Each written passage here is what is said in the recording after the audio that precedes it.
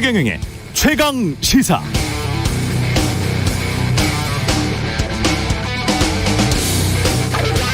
네, 각 당 대선 후보들 정책 공약 윤곽이 좀 드러나고 있고요. 숫자로는 꽤 많이 나왔습니다. 저도 찬찬히 좀 살펴보고 있는데요. 보면서 첫 번째 든 생각, 다 뭔가를 해주겠다는 공약이구나. 이것도 해주고 저것도 해주고. 그렇다면 몇 가지 질문이 들지 않을 수가 없죠. 첫 번째는 이거 정말 다 해줄 수 있나? 두 번째, 공약들이 서로 상치되는 거는 없을까? 예를 들어서 수도권 규제 풀면서 지역 균형 발전이 이루어질 수 있을까? 그럼 돈과 사람은 더 서울 수도권에 몰릴 텐데. 3. 경제 여건이 바뀐다면 정책도 바뀌어야 되는데, 그럼 지금과는 달리 부동산 가격이 하락하면 또 부동산 값 떠받치기 정책을 할 건가? 그럼 무주택자들 2030 미래 세대는 싫어할 테고, 역으로 유주택자들은 지금과는 정반대로 아우성일 테고. 그런 질문들이 생기더군요. 우리 대선 후보들 입에 단 그런 공약만 내놓지 말고 이런 질문에도 좀 답을 해봤으면 좋겠습니다. 이런 질문들이 TV 토론에 좀 나왔으면 좋겠고요.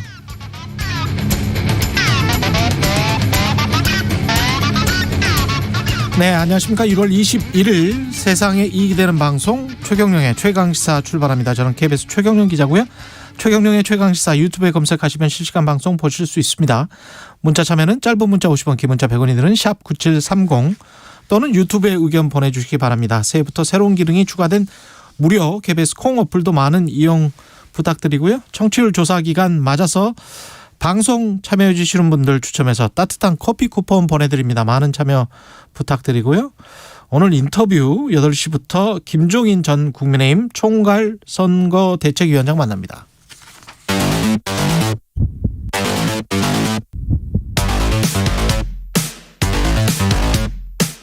오늘 아침 가장 뜨거운 뉴스 언박싱.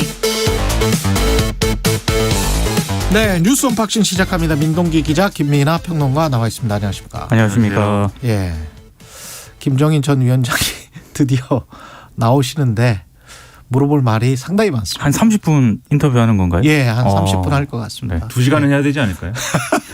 그래도 끝나지 않을까요? 예. 그 뉴스 언박싱 44분까지입니다. 우리도 빨리빨리 해야 됩니다. 오늘 소식들이 굉장히 많네요. 윤석열, 홍준표 두 분이 만났는데 지난 19일에 비공개 만찬 회동을 가졌잖아요. 예. 근데 이 자리에서 홍준표 의원이 서울 종로에는 최재형 전 감사원장, 그리고 대구 충남구에는 이진훈 전 대구 수성구청장을 각각 전략 공천을 해달라 이렇게 요구했다고 합니다. 두 사람은 모두 국민의힘 대선 경선 때 홍준표 의원 도왔던 사람들이거든요. 예. 어제 권영세 선대본부장이 오전 회의에서 당 지도자급 인사라면 지도자로서 걸맞은 행동을 해야 한다. 구태를 보인다면 당원 자격도 인정받지 못할 것이다. 좀 강하게 비판을 했고요. 홍준표 의원도 불쾌감을 좀 드러냈습니다. 그러니까 두 사람은 국정 능력을 보완할 수 있는 사람이다. 그런 사람들이 대선의 전면에 나서야지 선거가 되지 않겠느냐. 그래서 전략 공천을 요청한 것이다. 이렇게 얘기를 했고요. 일종의 이제 프레임 씌우기를 자기한테 하는 것 같다. 그렇게 불만을 나타냈고 예. 갈등을 수습해야 될 그런 사람들이 오히려 갈등을 증폭시키고 있다. 이렇게 불만을 좀 나타냈습니다. 윤석열 후보도 어제 오후에 입장을 밝혔거든요. 예. 본인은 공천 문제에 직접 관여할 생각이 없고 공천관리위원회를 구성해서 거기서 이제 결정을 하도록 하겠다. 이런 취지의 입장을 밝혔는데, 근데 좀 아이러니가 어제 오후에 윤석열 후보하고 최재형 전 감사원장이 또 회동을 가졌거든요. 예. 이 회동을 가진 다음에 최재형 전 감사원장이 본인은 지금 어디 출마한다 이렇게 말할 계제가 아니다 이렇게 얘기를 했고, 전략공천과 관련해서는 홍준표 의원과 사전에 논의한 바가 없다 이렇게 얘기를 했습니다. 예. 그러니까 원팀 구성이 좀 멀어지는 그런 분위기다 이런 언론들이 해석을 내놓고 있는데, 홍준표 의원이 오늘 어제 일부 언론과 또 인터뷰를 가졌거든요. 예. 이때 이제 최재원 전 감사원장에게 본인은 진 빚이 없다 이렇게 얘기를 했고, 예. 그리고 나는 선대본부에 들어가려 했는데 이제 날 비난하지 못할 것이다. 그런 모욕을 당하고 내가 어떻게 들어가겠느냐. 그러니까 나중에 원팀이 안 되더라도 날 비난하지 말라. 이런 취지의 인터뷰를 하기도 했습니다. 얘기가 이상해졌어요. 왜냐하면 어제 이 자리에서도 말씀드렸는데 국정 운영의 어떤 능력을 보여줘야 된다랑 처가 비리를 엄단하겠다는 선언을 해라 뭐 이런 두 가지를 요구한 거잖아요. 근데 이 국정 운영을 잘할 수 있다는 거를 보여줘라를 왜 전략 공천을 통해서 보여줘야 되는 거냐. 이게 이제 잘 이해가 안 되지 않습니까?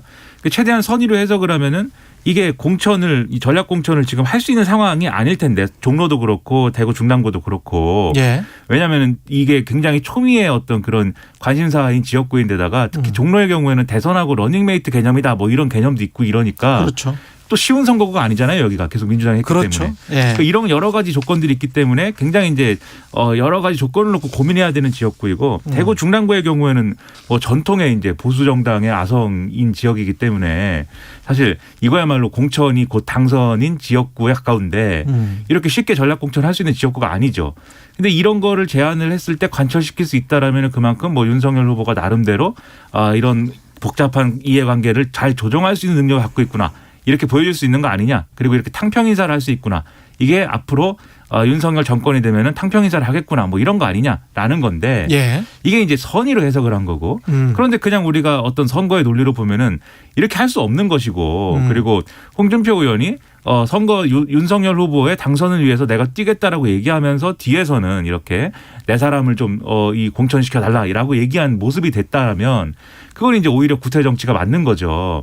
그래서 이게 비공개로 얘기를 했을 텐데 왜 이제 이거를 공개했느냐. 권영세 선대본부장이. 그렇죠. 권영세 선대본부장이 공개했는데 왜 공개했느냐. 결국 이제 홍준표 의원이 원팀을 만드는데 별로 이제 필요하지 않은 거 아니냐라는 해석도 할 수 있어요. 이 윤석열 후보 입장에서는. 왜냐하면 그 정도를 바꿔는 필요하지 않다. 이게 할 수 없는 일이고 전략 공천을 이런 식으로 하는 건 할 수도 없는 일이거니와 지금 어쨌든 2030 지지율은 어느 정도 회복이 된 거잖아요. 원래 홍준표의 원팀 만들면 그 세대의 지지를 갖고 오는 게 얻을 수 있는 효과일 텐데 그렇죠. 이미 어느 정도 복구했고 홍준표 의원을 이런 상황에서 데리고 와서 얻을 수 있는 효과가 추가로 없는 상황에서 당내 분란을 더 키울 수 있는 이런 선택을 하기는 어려웠을 거라고 보고 오히려 최재형 전 감사원장 만나가지고 윤석열 후보하고 이렇게 화기애애한 모습을 보여주면서 오히려 홍준표 의원이 좀 고립되는 듯한 그런 모습 아닙니까? 홍준표 의원만 좀 약간 우습게 됐습니다. 그렇죠. 결국은 어제 그 상황을 통해서 홍준표 의원에게 더 이상 매달릴 필요가 없어진 것이고 윤석열 후보 입장에서는 홍준표 의원도 계속 이렇게 뭐 원팀을 만들어야 된다는 압박을 또 받을 필요가 없어진 것이고 그렇죠. 일단 정리가 이렇게 돼버렸다. 그런 얘기인 것 같습니다. 그러니까 윤석열과 홍준표의 만남은 슬픈 이별? 슬픈 이별이기도 하지만 서로 좀 시원하기도 하지 않을까요? 뭐 시원섭섭? 그렇죠. 그런데 아직 약간의 여지를 서로 남겨두고 있기 때문에 여지가 있을까요? 방지하다라는 이야기까지 했는데 이별이라고 단정해서 말하면 아직 안 될 것 같아요. 이별은 아니다. 네. 그런 건 있을 수가 있어요. 계속 2030 지지가 지금 마음에 들면 확 왔다가 금방 마음에 안 드는 모습이 있으면 또 확 빠져나가고 뭐 이러거든요. 이후에 이제 혹시라도 그런 상황이 있을 때 이 이슈가 다시 돌출될 수도 있는데 일단은 당분간은 이별은 맞다. 이런 생각입니다. 정청래 의원이 봉이 김선달 발언으로 불교계와 지금 갈등을 겪고 있고 그렇습니다. 불교계와의 갈등이 약간 봉합이 계속 안 되고 있는데요. 특히 정청래 의원이 지난 18일 SNS에 이재명 후보 핵심 관계자 이핵관이 자신을 찾아와서 이게 이재명 후보의 뜻이니 탈당하는 게 어떻겠냐 이렇게 얘기를 했다고 했고요. 본인은 거부 의사를 밝혔다라고 이제 공개를 하면서 이게 지금 파문이 확산이 되고 있습니다. 그리고 어제 이제 또 조홍철 의원 같은 경우에는 공개적으로 정청래 의원이 좀 자진 탈당하는 게 어떻겠느냐 이런 취지의 또 인터뷰를 해서 더 논란이 좀 되고 있는데요. 조홍철 의원 그렇습니다. 일단 정청래 의원이 오늘 송영길 대표와 함께 조계종이 전국 승려대회를 개최를 하거든요. 오후 2시에. 여기에 참석을 해서 다시 한번 사과 의사를 전달할 예정이라고 하는데 이거를 불교계에서 사과로 제대로 받아들일지 이거는 아직은 미지수입니다. 그래서 지금 민주당 같은 경우에는 대선에 악영향을 좀 미치지 않겠느냐 이런 지금 우려를 하고 있는 그런 상황인데요. 하지만 이거 좀 너무 과하다라는 좀 비판도 제기가 되고 있습니다. 이 주장은 이상민 의원이 대체적으로 하고 있는데요. 민주당은 공단이고 이건 민주적 정당이다. 이런 식으로 뭐 탈당하라는 식의 요구는 좀 부당하다. 이런 취지의 또 발언을 하기도 했습니다. 그러니까 이런 움직임들이 좀 의문인 게 정청래 의원이 정말 이제 불교계에 정말 큰 어떤 잘못을 저질렀고 그것 때문에 정말 이거는 이 감당하기가 어려운 일이니 정청래 의원이 탈당해야 된다. 뭐 이런 얘기로 이어진다고 하면은 저는 뭐 선거를 앞둔 상황이기도 하니까 그럴 수 있는데 우리가 뭐 보통 산에 입산할 때 뭐 국립공원 입장료 같은 거 문화재 그렇죠. 관람료 같은 거 그거 받는 거 가지고 지금 이러는 거 아니에요? 그러니까 국립공원 안에 예. 사찰이 있고 사찰에 문화재가 있을 경우에 그렇죠. 이 입장하면서 이제 그 사찰에 대한 관람료를 같이 이제 징수를 하는 그런 상황이 되는데 2,000원, 3,000원 받는 거. 네. 예. 문제는 이제 거기까지 안 가도 이걸 징수를 하는 이 경우들이 있기 때문에 그런 경우 문화재를 있죠. 결국 내가 안 봐도 이걸 징수가 되는 경우들이 있기 때문에 그게 이제 부당하다라고 얘기를 한 거예요. 그래서 사찰이 문화재 근방에다가 뭐 예를 들면 징수를 하는 어떤 그런 걸 만들든지 해야 되는 거 아니냐라고 주장을 한 건데 이 주장이 그렇게 잘못됐다고 생각되진 않거든요. 일반 등산객들은 이런 생각을 가지고 계시는 분들도 꽤 있고요. 그렇습니다. 예. 다만 이제 말이 이제 뭐 이게 뭐 봉이 김선달이다 이렇게 표현한 것이 이제 문제일 수는 있는데 그래서 사실 정청래 의원이 뭐 108배도 하고 지금 당 지도부가 사과도 하고 뭐 이렇게 하고 있는 거 아니겠습니까?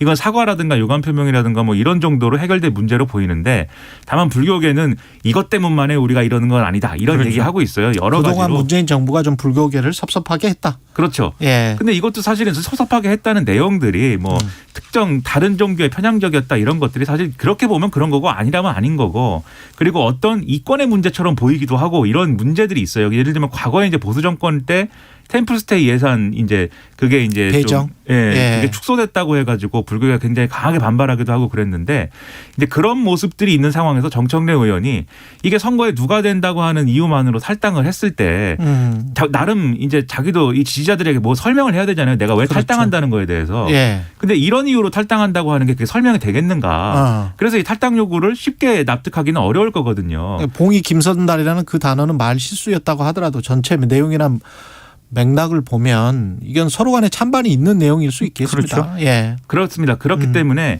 이거를 정치적으로 이 불교계하고 잘 조율해갖고 풀어야 될 문제이지 정청래 의원이 탈당을 하면은 그럼 불교계는 또 정청래 의원 탈당했으니까는 우린 그만 반발하겠다 이럴 수 있는 것이냐. 이 여러모로 이제 의문이거든요. 그렇죠. 그래서 왜 이런 논란이 이런 식으로 돌출됐는지 의문이고 정청래 의원도 뭐 이해관 이렇게 썼지만 이런 단어를 써서 페이스북에 공개적으로 이런 불만을 터뜨림으로써 오히려 이제 내분과 내용이 심해질 수 있는 거잖아요. 그렇죠. 그래서 자제해야 될 문제인데 예. 가장 나쁜 방식으로 지금 문제가 풀리고 있는 것 같습니다. MBC 김건희 통화녹음 두 번째 방송은 하지 않기로 했습니다. 원래 23일에 방송을 두 번째 하겠다라고 예고를 했었는데요. 안 하기로 했습니다. 어제 이제 스트레이트 제작진이 공지문을 올렸는데 이유는 이렇습니다. 취재 소요 시간, 방송 분량 등 여러 조건을 검토한 결과 23일 관련 내용을 방송하지 않기로 했다. 이런 입장이고요. 대신에 MBC는 그 뉴스데스크 있지 않습니까? 예. 이 뉴스데스크 등을 통해서 뭐 대선 후보와 가족에 대한 검증 보도는 충실히 하겠다 이런 입장을 밝혔습니다. 근데 지금 스트레이트는 방송을 안 하기로 했는데 김건희 씨 측이 서울의 소리하고 열린공감TV를 상대로 가처분 신청을 제기한 게 있거든요. 예. 근데 지금 열린공감TV 같은 경우에는 개인의 사생활 부분을 제외하고 나머지는 대부분 방송해도 된다라고 그렇습니다. 판단을 결정을 내렸잖아요. 어제 서울 남부지법이 또 서울의 소리를 상대로 가처분 신청을 낸 것에 대해서 신문 기일을 진행을 했는데 이게 어제 결론을 못 내리고요. 예. 오늘 오전까지 양측에서 추가 자료를 제출하면 오후 중으로 결론을 내겠다. 이렇게 상황을 지금 결정을 내린 상황입니다.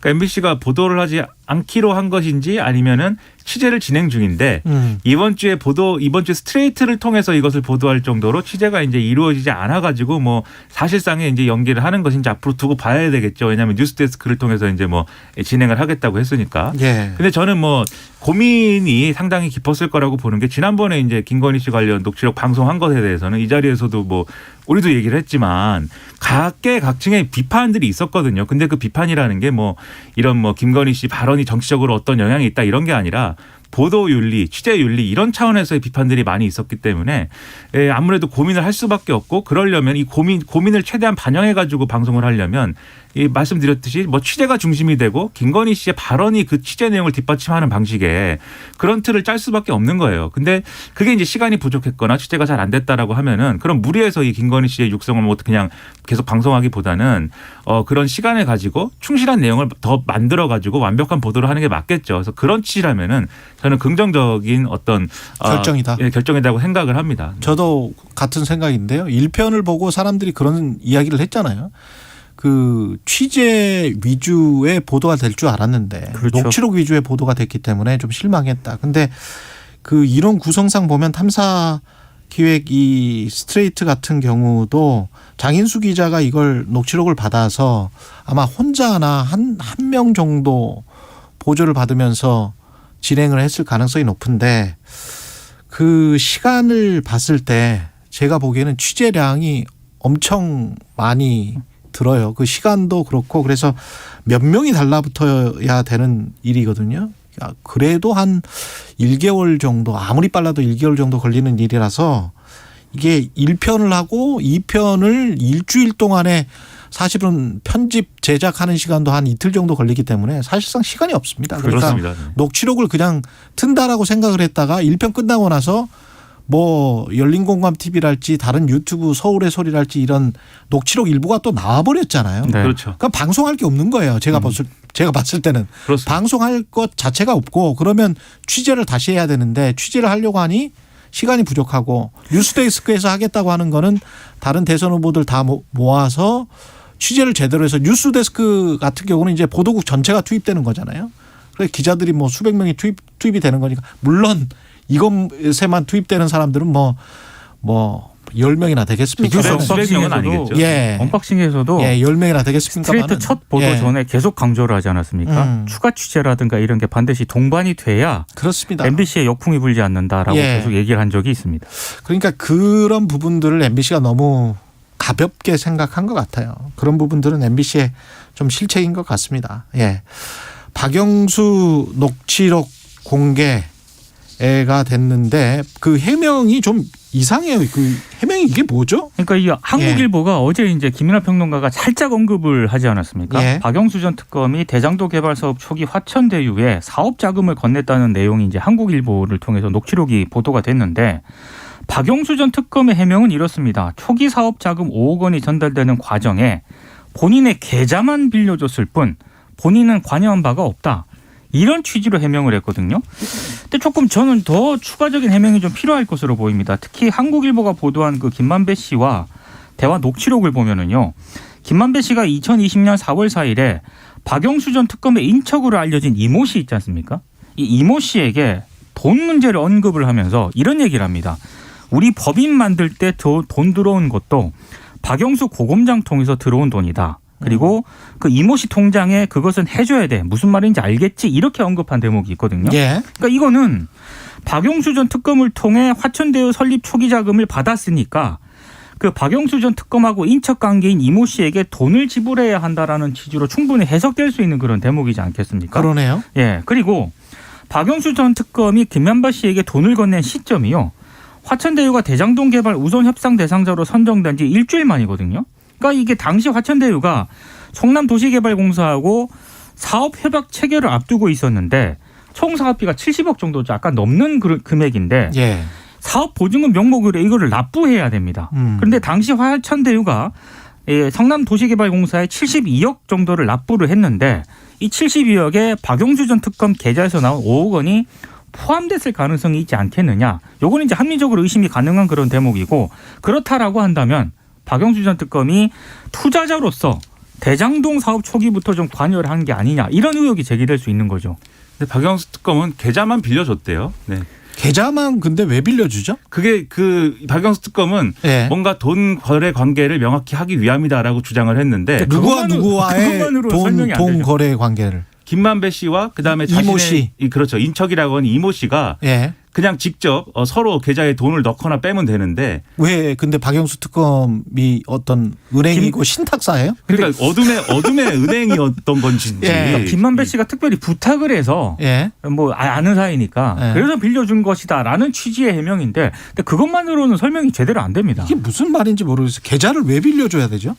그 이유를 저도 이제 모든 거를 합리적이고 선의로 이제 해석을 하려고 항상 노력을 하는데 근데 박영수 특검의 이야기를 이해할 수가 없어요. 특검을 하는 분이 왜 남의 그 돈 거래에 있어서 자기 계좌를 빌려줍니까? 그러니까 제가 예를 들면 민 기자님이랑 거래를 하고 싶으면 그냥 민 기자님 계좌에 그렇죠. 돈을 넣으면 되지. 왜 최경영 기자 계좌에 돈을 넣은 다음에 안 빌려줘. 네. 최경영 안 빌려줘. 최경영 기자한테 전화를 해가지고 예. 제가 지금 100만 원 넣었으니까 민동기 기자님한테 100만 원 전달해 주세요. 뭐 예. 이런 일을 왜 하는지. 은행 계좌 이게 왜 빌려주는 거죠? 100만 이게? 원도 네. 그런데 단위가 억 단위입니다. 억이잖아요. 억 단위입니다. 억. 이걸 그리고 제일 그 우려되는 어떤 상황이 어떤 상황이냐. 제가 100만 원을 최경영 기자한테 줬는데 예. 민동기 기자한테 전해달라고. 예. 그냥 95만 원만 전달해 주는 겁니다. 그렇죠. 그러면 이제 이게 무슨 일이냐. 뭐 이제 민동기 기자님하고 저하고 숫자를 맞춰보지 않으면 또 그것도 나중에 모르는 거예요, 사실. 통칭 배달 사고라 그러죠. 그러니까 저는 아주 이제 악의적으로 보면은 자체 세탁한 거 아니에요? 아니 그러니까요. 지금 이게 투자자로서 간 거냐 예. 아니면 진짜 무슨 세탁을 한 거냐 예. 그러니까 여러 가지 의혹이 제기될 수 있는데 박영수 전 특검이 어제 내놓은 해명문 가지고는 이거는 말이 안 전혀 되죠. 지금 납득이 안 된다는 근데 거죠. 서로 네. 이 금전거래 관계를 맞춰봐야 되는 게 준 사람하고 받은 사람의 액수가 똑같은지 그리고 준 사람과 받은 사람이 다 줬다 또 받았다 이렇게 얘기를 하는 것인지 예. 한번 확인을 해봐야 됩니다. 이거는. 그리고 5억을 줬는데 5억을 줬다면 투자를 했다면 또는 뭐 빌려줬다면 왜 또 이게 불어서 50억이 된 건지도 그 50억은 의혹이지만 그렇죠. 예 그것도 확실하게 해야 될 것 같아요. 이게 예. 무슨 뭐 이 김만배 씨하고 이모 씨 간에 뭐 100억이 왔다 갔다 하고 뭐 이런 기록도 있고 했잖아요. 그렇죠. 근데 그 성격은 뭔지하고도 같이 다 엮여 있는 것 같아서 이런 거를 그러면 검찰이 수사를 하든가 특검을 해서 밝히든가 뭐 해야 될 거 아니겠습니까? 예. 잘 안 되고 있기 때문에 이런 보도가 나와도 이제 어떤 그리고 상황인지 살짝 우리가 이런 모르는 대목도 거죠. 있습니다. 김만배 씨하고 정의학 회계사가 나눈 녹취록에 보면은 그 인척 있지 않습니까? 박영수 전 특검의 인척 이모 씨. 예, 이모 씨. 이모 씨가 자신한테 박영수 전 특검 딸에게 돈 줄 50억을 예. 나한테 달라. 이렇게 말하는 대목도 있거든요. 그러니까 거기서 해석을 하는 거는 그러면은 박영수 전 특검 딸에게 50억을 주기로 했다는 건가? 이것도 의심해 볼 수 그렇죠. 있잖아요. 그렇죠. 네, 그래서 도대체 이상하네. 어떻게 된사 그리고 예. 김만배 씨와 이 화천대유 일당들의 이 자금 운용이라는 거는 의문이 대단히 많은 게 예. 오늘 이제 한국일보가 또 이제 보도를 했는데 저한테 한진그룹 회장이 여기서 돈을 빌렸다가 갚았다는 얘기가 지금 있는 거예요. 아, 한진그룹 회장도 갑자기 그 얘기가 나오는 건 뭐냐. 근데 그냥 빌렸다 갚았고 돈 거래가 깔끔하게 끝났답니다. 근데 그러면 왜 금만배 씨한테 그쪽에 이제 돈을 빌리는 거냐 이제 이게 의문이 되는 거죠. 어디까지들 서로 알고 지내는 거냐. 굉장히 많은 분을 알고 지낸 것 야, 같습니다. 김만배 씨 대단하네요. 김만배 씨 대단합니다. 이지스 방패랍니다. 야, 이지스 방패. 예. 모든 걸 방어할 수 있다. 예, 머니투데이 편집 부국장을 하면서 이런 사업을 벌릴 수가 있다는 게 당시에 법조팀장 오래 했고요. 야, 참 네네. 대단한 사람입니다. 대단한 사람이에요. 예. 이재명의 공약 그리고 안철수의 공약을 좀 알아보고 윤석열의 공약도 좀 알아보겠습니다. 이재명, 윤석열의 공약을 먼저 좀 알아보겠습니다. 이재명 후보 같은 경우에는 문화예술인들에게 연간 예. 100만 원의 기본소득을 지급을 하겠다. 그러니까 문화예술 분야 6대 공약을 발표를 했거든요. 그러니까 아무래도 지금 코로나 팬데믹 때문에 이 문화예술인들이 고통을 좀 많이 받고 있지 않습니까? 이걸 좀 고려한 그런 정책으로 보이고요. 예. 윤석열 후보 같은 경우에는 생활 공약을 내놨는데 보육과 유아 교육을 국가가 책임을 지고 봉급 생활자의 소득세 부담을 줄이고 그리고 반려동물의 진료비 부담을 대폭 낮추겠다 이런 내용이 핵심입니다. 예. 그리고 안철수 후보 같은 경우에는 대통령 중간평가제를 하겠다라고 이제 공약을 내걸었는데요. 만약에 중간평가제. 국민 신뢰를 50% 이상 받지 못할 경우에는 물러나겠다라고 얘기를 했습니다. 일단 이재명 후보 공약은 기본소득을 문화예술인들한테 연간 100만 원을 준다고 하는데 제가 볼 때는 상당히 부족한 금액이고 연간 100만 원 주면은 안 되던 문화예술이 되고 뭐 이런 건 아닐 것 같아요. 너무 약합니다. 예. 그래서 이것보다 중요한 거는 이제 각 지역에 이제 이 문화예술인들이 활동할 수 있는 이 지역 인프라를 강화하고 그걸 수도권하고 연결시키고 뭐 이런 사업들을 지자체하고 같이 하는 게 이제 중요할 것 같은데 그런 부분들은 좀 추상적으로 돼 있어가지고 이런 이 공약의 완결성을 높여야 된다는 생각이 들고 윤석열 후보의 경우에는 어제 얘기한 이 내용들이 지금 정치권에서 이제 법안이 뭐 계류가 돼 있거나 예. 또는 이제 이미 실시하고 있는 어떤 정책에 조금 이제 좀 이 대상을 확대하는 것이거나 또는 이재명 후보도 한다고 하는 것에 이제 거의 이제 비슷한 범주 안에 것들. 들어가 있습니다. 예. 그래서 이게 뭐 이런 소소한 공약의 어떤 약속일 수도 있겠지만 이 똑같은 얘기를 하더라도 본인의 가치와 다른 철학을 게 실어가지고 없다. 얘기를 예. 해주는 게 중요할 것 같고 안철수 후보의 중간평가제 이것은 과거에 노무현 전 대통령, 노태우 전 대통령도 이제 시도하려고 했던 것이지만 실현된 바가 없습니다. 그러니까 현실성을 어떻게 기할 거냐를 얘기를 해줘야 됩니다. 아, 심상정 후보는 청와대 수석 제도를 폐지하겠다 하겠다고 밝혔습니다. 네, 예. 대통령 권한 축소 방향에 대해서 어제 좀 중점적으로 얘기를 많이 했습니다. 모든 후보가 대통령 권한 축소를 다 얘기했었어요. 이 노무현 대통령 이후에 잘 된 적이 이것도 없습니다. 본인이 대통령으로 들어가면은 생각이 또 달라지죠. 그래서 어떻게 하면 더 잘할 수 있는 건지를 얘기해 줘야 됩니다. 예, 청취율 조사 기간이면 찾아오는 오늘의 언박싱 퀴즈입니다. 봉준호 감독이 차기작으로 할리우드에서 복제인간 소재 SF 영화를 만든다. 이 뉴스가 나왔는데 트와일라이트로 잘 알려진 영국 배우 로버트 패틴슨이 주연을 맡는 방안이 논의 중이라고 합니다.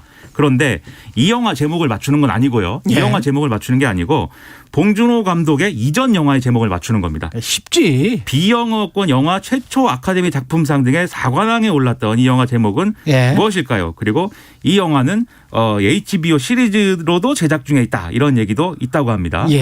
아카데미 등 4관왕을 받은 올랐던 영화입니다. 짧은 문자 해주세요. 짧은 문자 50원, 긴 문자 100원이 드는 샵 9730 무료인 콩 어플 또는 유튜브로 답 보내주시면 시청을 통해서 최경영 기자가 커피 쿠폰을 아마도 보내드립니다. 뉴스 언박싱 민동기 기자 김민아 평론가였습니다. 고맙습니다. 고맙습니다. KBS 1라디오 최경영의 최강시사 듣고 계신 지금 시각은 7시 45분입니다.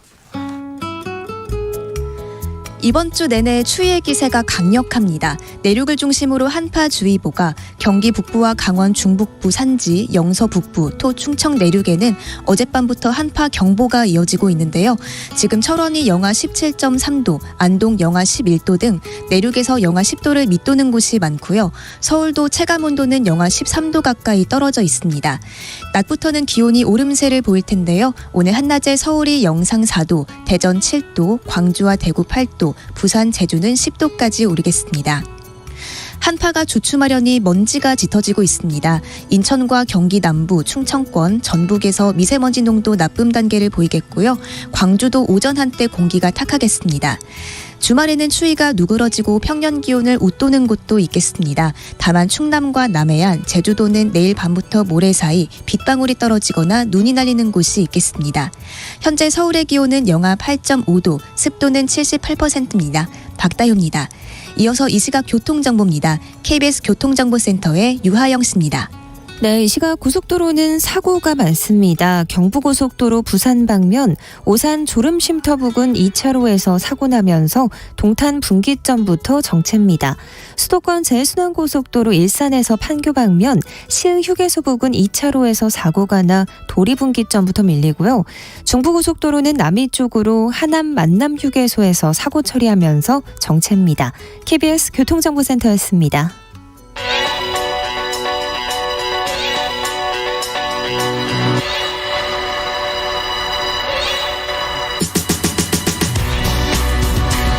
네, 최경영의 최강시사 매주 금요일마다 여야 대선 주자 관련 여론조사 살펴보고 있는데요. 여론조사 전문업체 메타보이스의 김봉신 대표 자리해 주셨습니다. 안녕하십니까? 안녕하십니까? 예, 오늘 다룰 여론조사들은 어떤 건가요?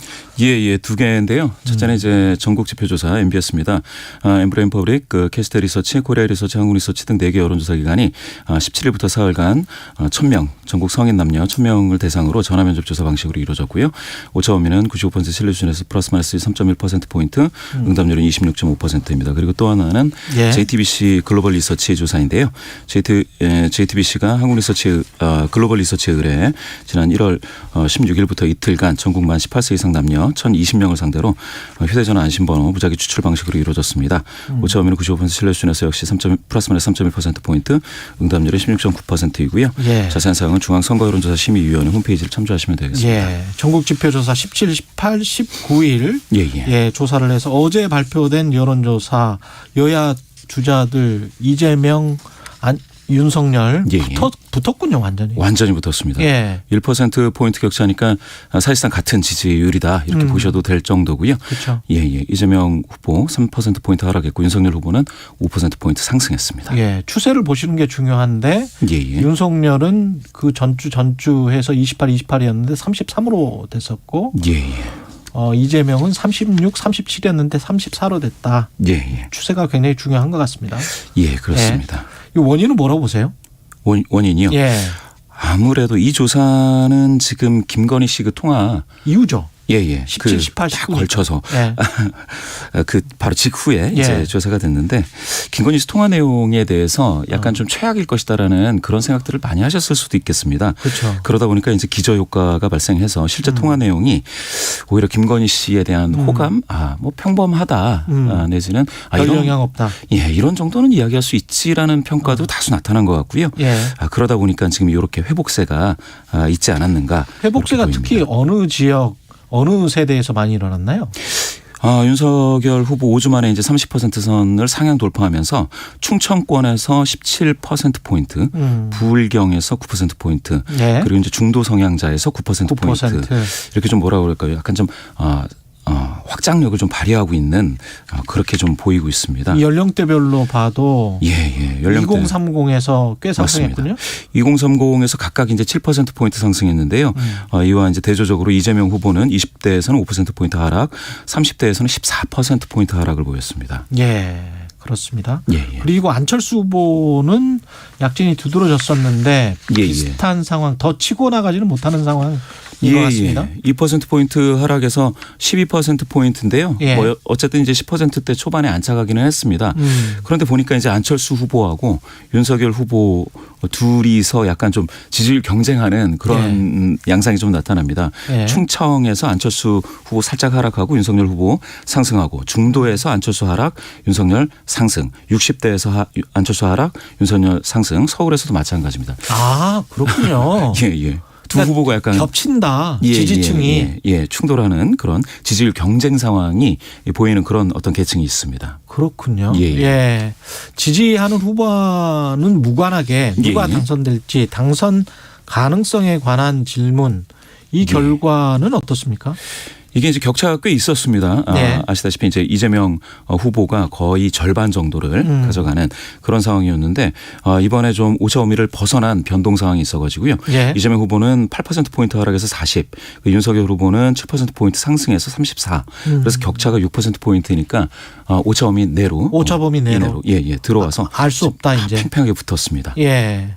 대세론으로 갈 것 같았는데 이재명 후보 대세론까지는 이제 성장하지 못하고 그렇죠. 어떻게 될지 모르는 안개 속으로 다시 빠져들었습니다. 특히 당선 가능성에서 안철수 후보 뭐 2% 정도 되네요. 예. 미미합니다. 지금.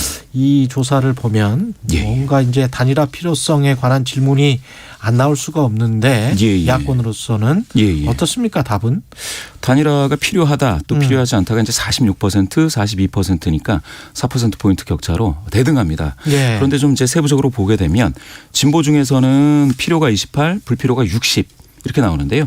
보수에서는 필요하다가 67이니까 보수 성향자 3분의 2가 필요하다라고 응답을 했습니다. 중도에서는 팽팽하게 역시 전체 평균하고 비슷하게 나왔고요. 연령별로 보면 어떻습니까? 연령별로 재미있는 거는 역시 이제 40대에서는 필요하지 않다가 많았는데요. 다른 연령대에서 20대가 오히려 필요 불필요가 41%로 완전히 같고요. 30대에서 필요하다는 응답이 52% 이제 절반 약간 넘게 그렇게 나왔습니다. 30대가 약간 좀 같은 청년으로서 그렇죠. 다들 이대남 하는데 약간 소외감 느끼는 그런 상황인 것 같은 느낌도 있고요. 2030이라고 묶어서 이야기를 하지만 20대와 30대를 또 묶어서 이야기해서는 안 될 것 같고요. 그리고 남자와 여자가 좀 다르게 지금 나오고 있습니다. 예, 맞습니다. 젊은 층에서도. 단일화 후보 선호도는 윤석열, 안철수 후보 중에서 지금 누가 더 높은 건가요? 단일화 후보 선호도는 역시 전체로 따지면은 이 조사에서는 윤석열 34 그리고 안철수 40 나왔으니까 6%포인트 격차 오차범위에 살짝 걸쳤는데 오히려 안철수로 단일화하는 게 낫다. 그런 내용이 있지만요. 사실은 근데 단일화 필요하다라는 응답자 중에서 절반은 52%가 윤석열 후보를 선택을 했습니다. 그렇죠. 안철수는 37%고요. 아까 보수가 단일화가 필요하다는 게 67%였기 때문에. 맞습니다. 정확히 보셨고요. 그 사람들이 다음 설문지에서 그렇게 이제 대답을 한 거겠죠. 윤석열 후보한테 조금 더 많이 몰렸는데 보수 성향자 중에서도 윤석열 후보 9% 나왔습니다. 결국 단일화 질문을 만약에 단일화를 한다면 그 질문지를 어떻게 작성할 거냐, 누구를 대상으로 할 거냐가 맞습니다. 두 당 사이에 크게 치열하게 다투겠네요. 룰의 전쟁이 벌어지죠. 예, 다른 여론조사 좀 살펴보면 예, 예. JTBC가 한 겁니다.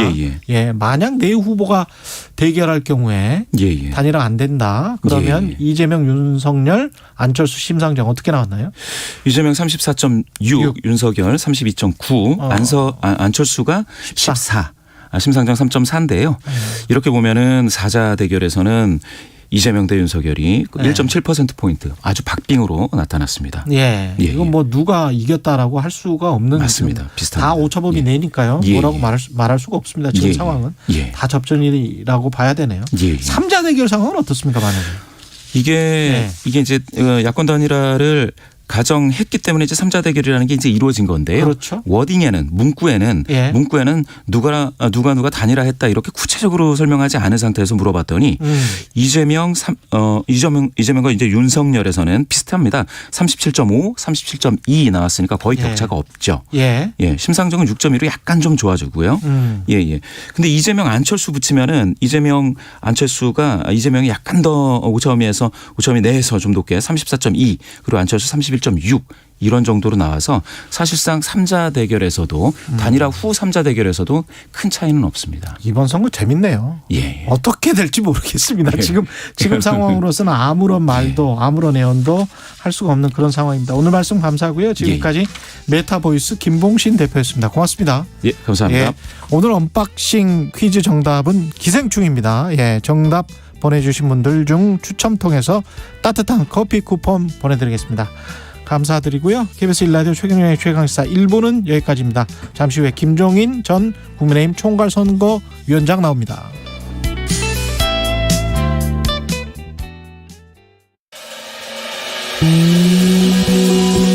코로나19 발발 시점부터 현장에서 근무를 하고 있는 방사선사입니다. 2020년 대구에서 코로나 확산세가 심각했을 때부터 현재까지 연수로 벌써 3년째로 코로나 환자와 접촉하고 있습니다. 2022 KBS 연중기획 기억을 기록하다. 코호트 된 그 병동에 들어가서 하루에 많으면 한 150명까지 촬영을 했습니다. 방사선사의 경우에는 저희가 무거운 납탑회복을 입고 그 위에 레벨 D를 입어야 해서 피폭을 좀 이렇게 덜 받기 위해서 몇 시간씩 그렇게 입고 촬영을 하니까 도어구 같은 경우에도 피폭 걱정이 있으니까 도어구를 입는 거라 그것도 저희가 좀 많이 감수를 하고 무게도 감수를 하고 입고 있는 상황입니다.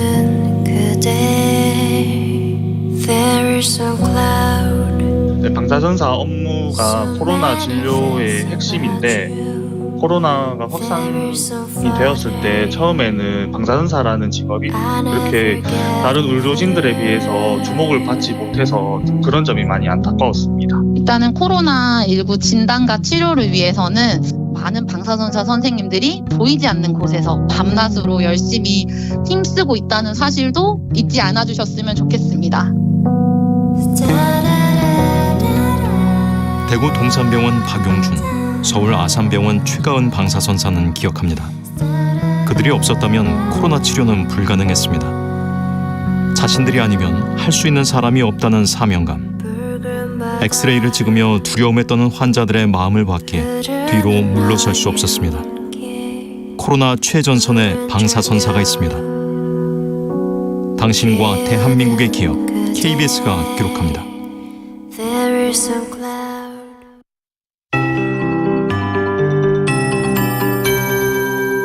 KBS 58분 날씨. 닷새째 이어지던 강추위가 오늘 낮부터 잠시 쉬어가는데요. 아침까지는 옷차림 든든하게 해주시고 미세먼지에도 유의를 해주셔야겠습니다. 경기 북부와 강원 중북부 산지, 영서 북부 또 충청 내륙에 어젯밤부터 한파 경보가 이어지고 있습니다. 지금 대관령이 영하 19.9도, 파주 영하 15.2도 등 내륙에서 영하 10도를 밑도는 곳이 많고요. 지금 서울도 체감온도는 영하 13도 가까이 떨어져 있습니다. 낮부터는 기온이 오름세로 돌아서면서 한낮에 서울이 영상 4도, 대전 7도, 광주와 대구 8도, 부산, 제주 10도 안팎으로 오르겠습니다. 중서부 지역을 중심으로는 먼지가 짙어지고 있습니다. 인천과 경기 남부, 충청권, 전북에서 미세먼지 농도 나쁨 단계를 보이겠고요. 광주도 오전 한때 공기가 탁하겠습니다. 오늘 외출하실 때는 KF 지수가 높은 보건용 마스크를 챙겨주시는 게 좋겠습니다. 경상권과 일부 전남에는 수일째 건조특보가 이어지고 있습니다. 작은 불씨가 크게 번지지 않도록 화재 예방에 각별히 유의하시기 바랍니다. 주말에는 추위가 누그러지고 평년 기온을 웃도는 곳도 있겠는데요. 충남과 남해안, 제주도는 내일 밤부터 모레 사이 빗방울이 떨어지거나 눈이 날리는 곳이 있겠습니다. 지금 서울의 기온은 영하 8.7도입니다. KBS 58분 날씨 박다효입니다.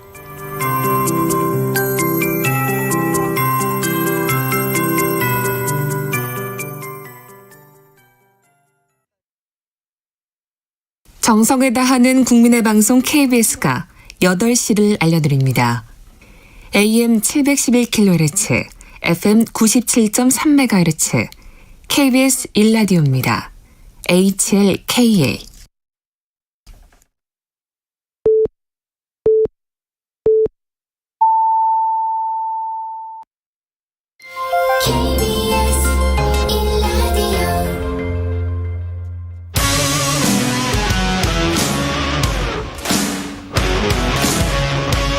오늘 하루 이슈의 중심 최경영의 최강 시사.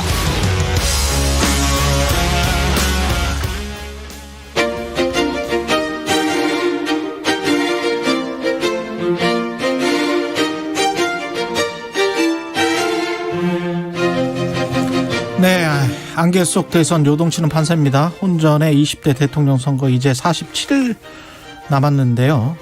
2022 대선 특별기획 인터뷰, 오늘은 얼마 전 국민의힘을 떠난 킹메이커 김종인 전 위원장 모시고 대선 전국 진단해 보겠습니다. 직접 스튜디오에 나오셨습니다. 안녕하세요. 네, 안녕하세요. 새해 복 많이 받으시고요. 복 많이 받으세요.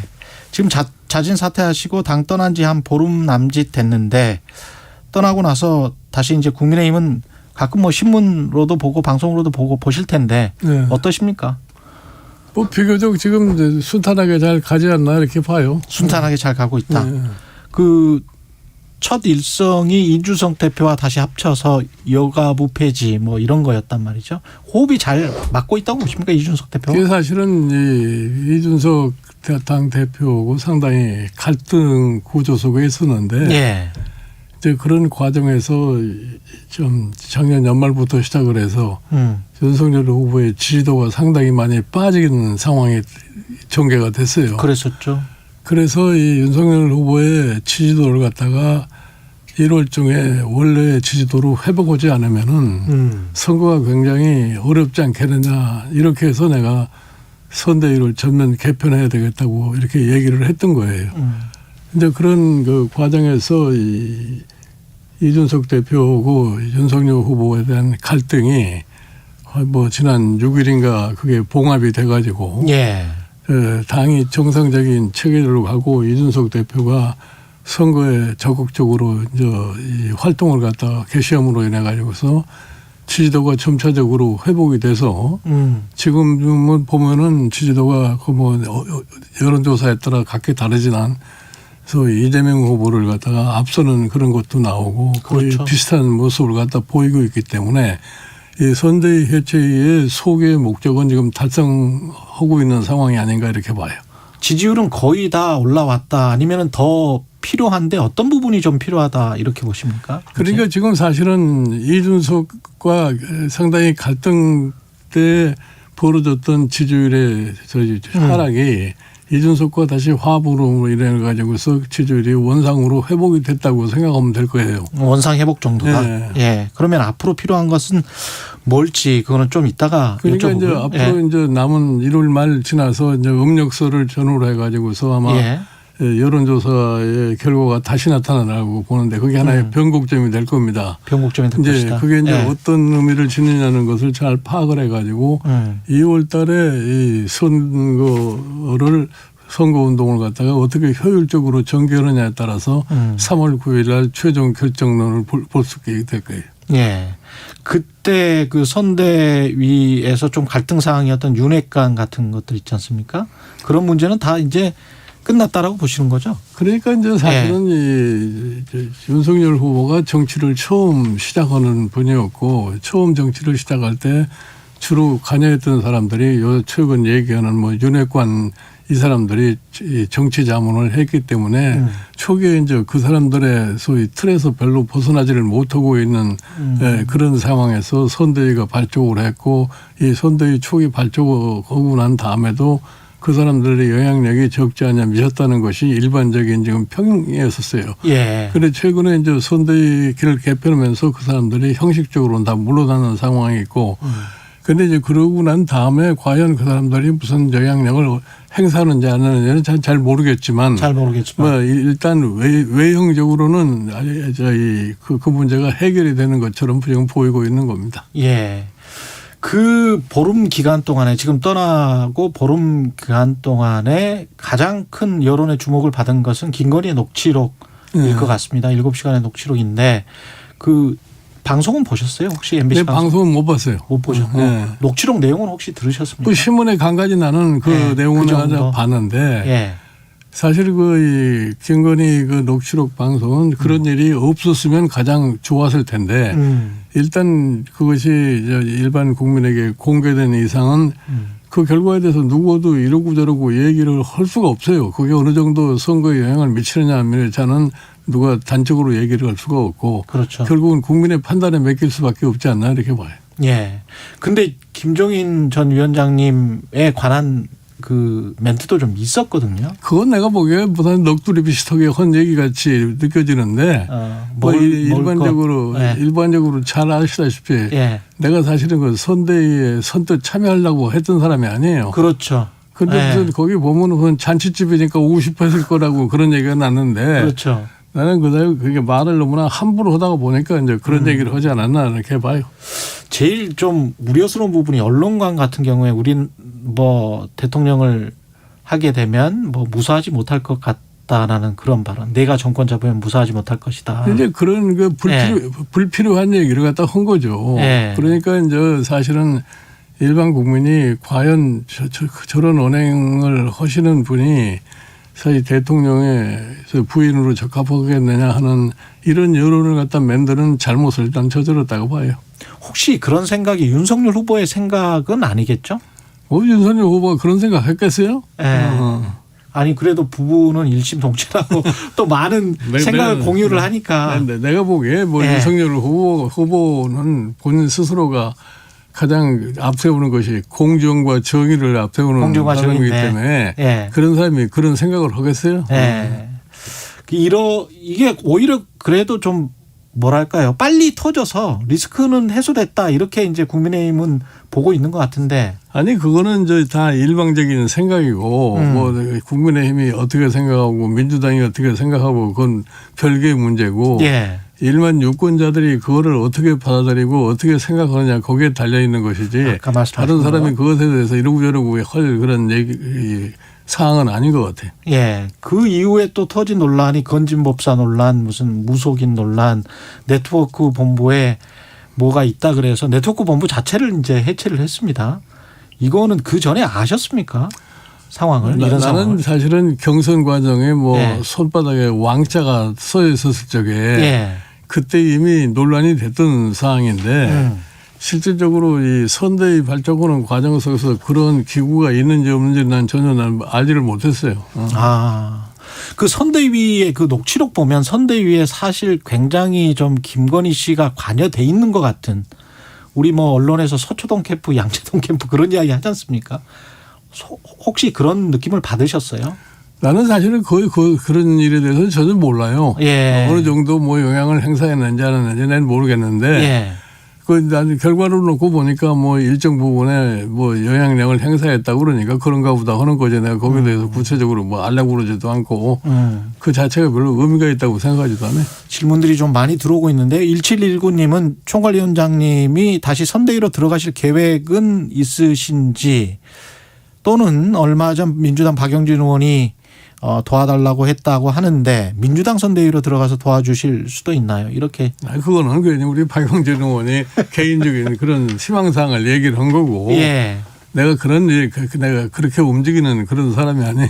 만약에 근데 이제 윤석열의 선대위에서 또 다시 요청이 있다면 다시 돌아가실 생각은 나는 사실은 뭐 일단 한번 내가 나온 이상 다시는 돌아가거나 그런 일은 없을 거예요. 예. 지금 이준석 그 당대표가 하는 세대 포이론인가요? 이건 잘 하고 있다고 보시는 겁니까? 나는 뭐 그건 이준석 당대표의 개인적인 그런 선거 전략이라고 생각을 하기 때문에 예. 그게 뭐 일정 부분의 영향력은 미칠 수 있지 않나 이렇게 생각을 해요. 근데 이제 민주당 쪽이나 가치 중심적으로 생각하는 사람들은 이게 갈라치기다, 남녀 갈라치기다, 너무 단순화된 공약으로 국민 통합에 오히려 저해될 수 있다. 우리나라의 선거에 보면은 좀 예. 내가 개인적으로 보면은 좀 유치원 생각이라고들 생각을 하는데 사실 선거라는 게 앞으로 내가 대통령이 되면은 우리나라를 전반적으로 어떻게 끌고 갈 거라고 하는 저희 비전과 희망을 갖다가 유권자들에게 줘가지고서 모든 유권자들이 그거에 대한 미래를 걱정을 하면서 소위 투표를 하게 돼 있는 건데 예. 어느 특정 뭐 연령계층이 어떤 특정 후보를 지냐고 어떤 특정 연령계층 어떤 후보를 지지하지 않고 이런 얘기를 한다는 자체가 내가 보기에는 합리적이 아니라고 생각을 해요. 그렇군요. 이 자진 사퇴하시기 직전에 하신 말씀이 정태근, 금태섭, 김근식 전 실장과 만찬하시면서 대한민국 국군이 없다. 예, 이건 어떤 의미였었던 사실은 건가요? 지금 우리나라가 지금 당면하고 있는 과제가 굉장히 참 어려운 문제점이 많습니다. 예. 예를 들어서 지금 전 세계적으로 지금 전환기에 놓여 있어 가지고서 우리나라가 앞으로 어떻게 소위 혁신을 제대로 해서 미래를 갖다 이끌어갈 것인가 하는 이러한 것들이 사실은 이번 선거에서 부각이 돼야 되는데 예. 전혀 그런 게 부각이 되질 않아요. 기후 위기랄지 빈부격차에 관한 이야기. 지금 예를 들어서 예. 가장 지금 우리나라에 심각한 상황이라는 것이 지금 코로나 사태를 갖다 2년 이상 겪으면서 사실 자영업자 720만 명 정도 되는 자영업자들의 경제가 완전히 황폐화되고 있는데 그렇습니다. 이 사람들을 어떻게 사실은 원래 상황으로 회복을 시킬 것인가 하는 구체적인 그런 얘기가 나왔어야 되는데 그런 얘기도 나오지 않고 있단 말이에요. 예. 그리고 지금 우리가 이 소위 경제 구조 자체도 혁신을 갖다가 대대적으로 해가지고서 새로운 방향으로 틀지 않을 것 같으면은 예를 들어서 이 미중 간에 있어서의 지금 격렬한 무역 전쟁 이런 과정에서 대한민국 경제가 앞으로 어떤 위치를 점을 것인가 하는 이런 것들이 상당히 지금 심각한 문제로 대두가 돼야 되는데 그런 것들은 거의 지금 논의의 대상이 되지는 않고 있는 그런 형편이에요. 근데 두 후보 다 뭐 소확행이다, 뭐 심쿵공약이다 하면서 뭔가를 좀 해주겠다 이런 것만 있잖아요. 그러니까 돈 준다는 얘기하고 예. 지금 뭐 무슨 개발한다는 얘기하고 예. 그 얘기에는 별로 들리는 바가 없어요. 근데 그렇게 가도 되는 겁니까?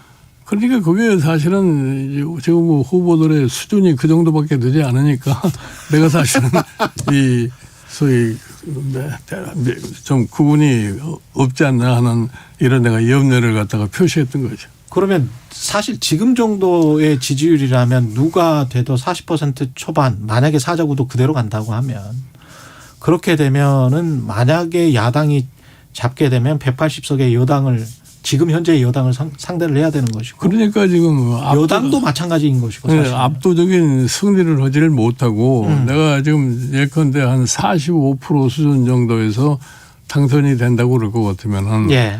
나머지 55%는 지지를 못 받은 그런 상황이 되지 않습니까? 그렇죠. 이제 그런 상황에서 지금 소위 야당이 집권했다고 했을 경우에 지금 현재 여당이 가지고 있는 의석을 놓고 볼 것 같은 과연 정부 소위 성립 자체가 초기에 쉽게 되겠느냐 하는 이런 염려를 안 할 수가 없어요.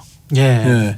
현재 그런 것까지 지금 야당 후보는 모든 것을 갖다가 지금 섭렵을 해가지고서 준비를 갖다가 해야만이 당선이 되더라도 소위 정부 구성을 갖다 원활하게 할 수 있지 않을까 이렇게 생각하는 겁니다. 대통령 선거 이후를 걱정을 해야 되는데 지금 새 책을 출간하시는 걸로 알고 있습니다. 왜 대통령은 실패하는가? 킹메이커는 왜 선거의 패러다임을 바꾸려고 하는가? 부제가 이거고요.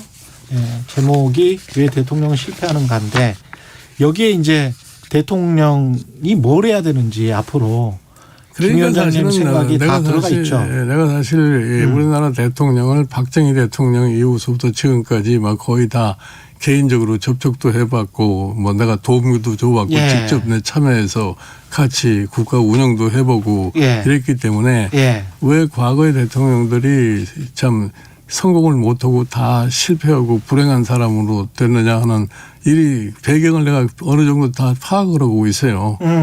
그냥 가장 중요한 것이 뭐냐면 시대의 변화에 대한 인식을 제대로 못하는 데서 이제 이 불행은 싹트기 시작하라고 주변에 사실 여러 가지 이 측근이라든가 이런 사람들의 관리 문제에서부터 이제 시작을 해서 본인의 소위 말하는 이 정직성과 관련해 있어서도 실패의 큰 요인을 가지고 있는 겁니다. 제가 늘 강조하지만 대통령을 하겠다고 하는 후보 시절에 생각하고 막상 경선을 통해 가지고서 후보로 확정된 이후에 생각하고 그다음에 이제 대통령 선거를 걸고서 당선된 이후에 생각 이게 일관성이 없어요.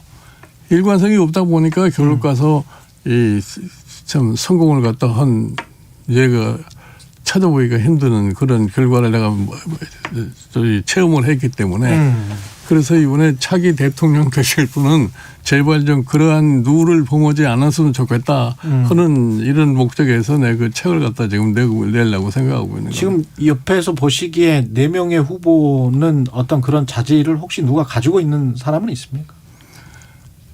뭐 내가 보기에는 뭐 별로 그렇게 뚝 부러지게 이 사람이면 좋겠다 하는 그런 후보는 잘 보이지 않는 것 같아요. 다 고만고만합니까? 네. 예, 상황 자체가. 지난번에 윤여준 전 장관 나오셨거든요. 그래서 뭐 군자, 소인, 우인 이야기 하면서 그 이야기 하시더라고요. 덕과 재 이야기 하시더라고요. 그래서 덕과 재가 다 있으면 제일 좋은 것이죠.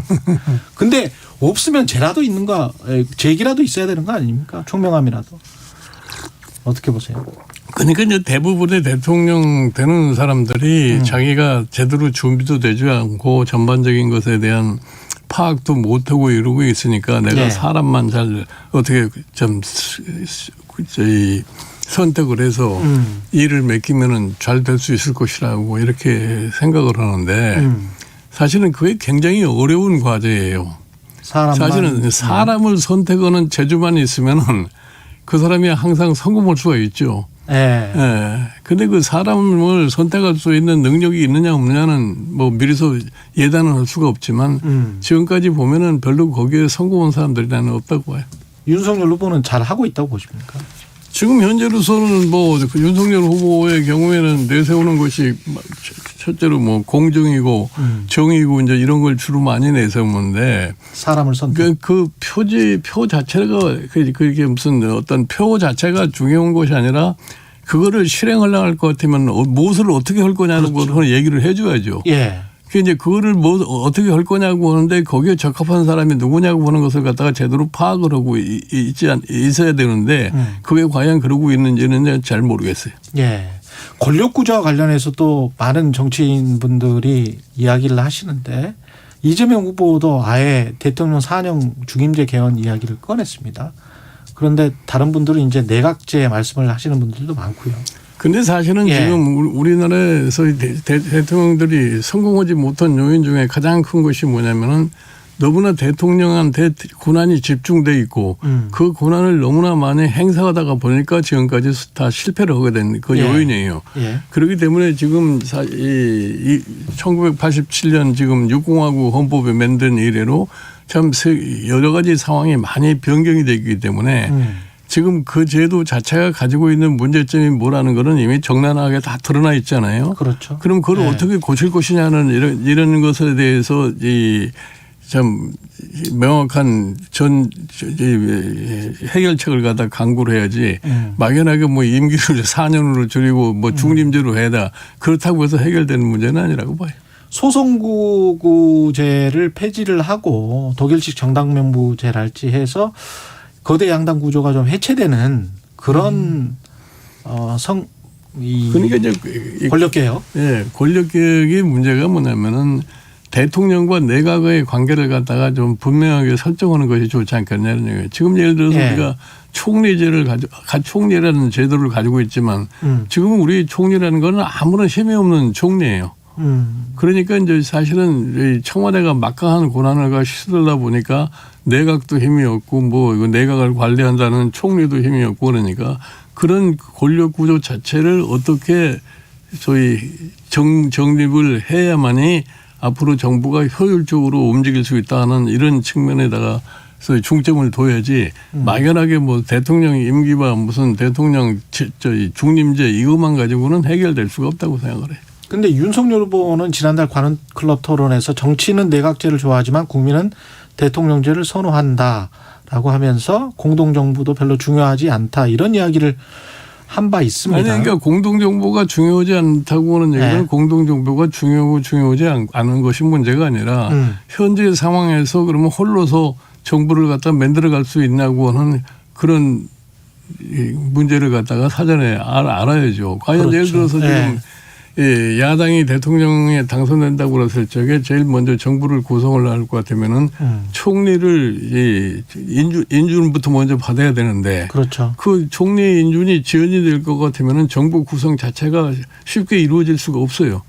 이제 그런 거를 고려한다 할 것 같으면 그때 가서는 자연적으로 무슨 통합 정부라든가 뭐 협치라든가 이런 문제를 거론하지 않을 수가 없을 거예요. 예.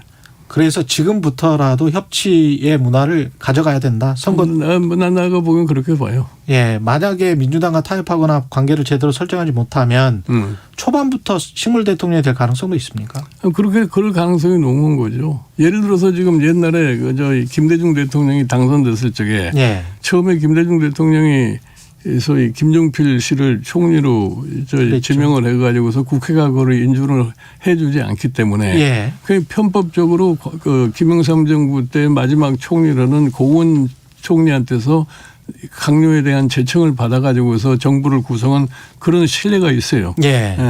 그런데 그렇게 간다는 것이 과연 옳은 것이냐 하는 것을 갖다가 좀 냉정하게 생각해 볼 필요가 있다고 해요.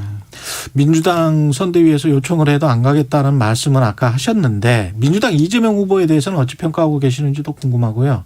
당선 가능성에 관해서는 민주당. 내가 보기에는 뭐 이재명 후보의 경우에는 뭐 사람이 변신이 굉장히 빠르신 분이라고 난 판단을 해요. 그래서 뭐 지금 이 선거 기간 중에도 볼 것 같으면은 뭐 자기가 예전에 약속하는 것도 그냥 상황에 따라서 바뀌기도 하고 이런 일관성의 문제에서 조금 내가 보기에는 좀 의심의 여지를 가질 수밖에 없지 않나 이렇게 생각을 하는데 그러나 뭐 어떻게 보면은 뭐 변신의 능력이기 때문에 상황에 따라서 굉장히 달라질 수도 있다고 하는 그런 측면도 또 일면에 있는 것 같아요.